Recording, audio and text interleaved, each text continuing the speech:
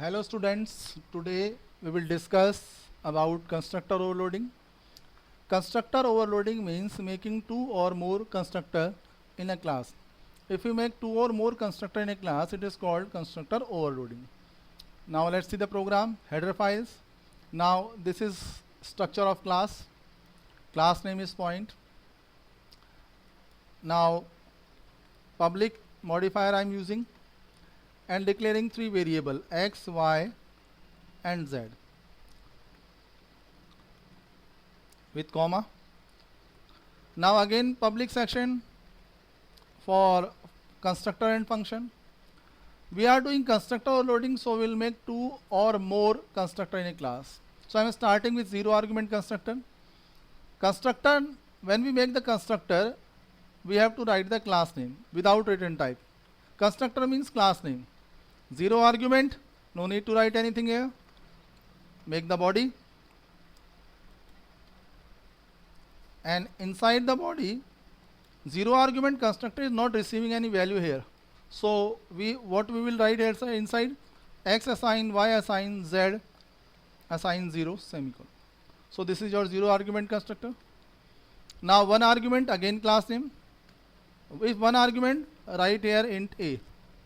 In two argument, what you will write there? Int a space int a comma int b. So now one argument constructor is receiving one value a. This value we will give to x assign a to a. Same value we will give to y. Same value we will give to z. Because it is receiving only one value, so we will assign a into x, a into y, a into z. Now again one more constructor, two argument, int space a comma int space b. Body of the constructor. Now inside the body, two argument constructor is receiving two values a and b. Give this a value to x first, then second value b to y in order. Now z, you can assign any value to z, a or b. I am assigning b. This is your two argument. In three argument constructor, int a comma int space b comma int space c. Body of the constructor. Three value you are receiving a. Give a value to x,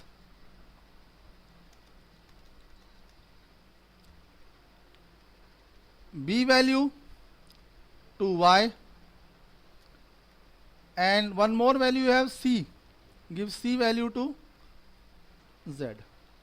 So this is your zero argument constructor, one argument constructor, two argument constructor, and your three argument constructor. Now we will make a function to print the value of x, y and z. Void show. Again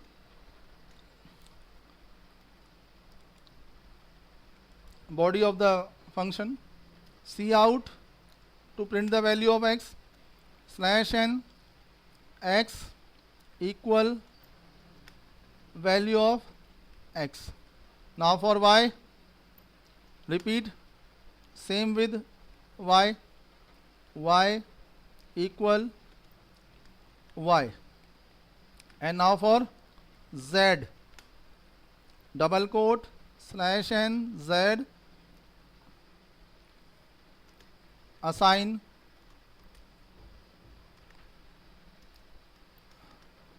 it is equal, not assign here, because it is used as assign when we assign any value. Here it is equal, so z. Now function has been completed. It is printing value of x, y and z. Now class has been ended. Now we move to main section. This is the structure of main section. Now in main section we will create objects. Object of class point. Point class name space object name p1. Create one more object, point class name space p2. One more object, class space, the name is p3. One more object, point space p4. This p1 is for 0 argument constructor, so no value we will give here. This is for 1 argument, we will give 1 value. This is for 2 argument constructor, we will pass 2 value from here. And this p4 is for 3 argument constructor, so we will pass 3 value. P1 is for 0 argument constructor, so we are passing no value here. P2 is for 1 argument constructor, so we are passing 1 value. P3 for 2 argument, 2 values. P4 for 3 argument, 3 values. Now display the value for 0 argument constructor. P1 dot, what is the name of your function? Show. So P1 dot show. Now for print the value of, for 1 argument constructor, P2 dot show. Now for 2 argument constructor, P3 dot show. And now for 3 argument constructor, P4 dot show. So P1 dot show, P2 dot show, P3 dot show, P4 dot show, we are doing for calling show function to print the. Now we will compile the program with Alt F9, or you can compile from here also. Compile, 0 error, then you can run the program. Run.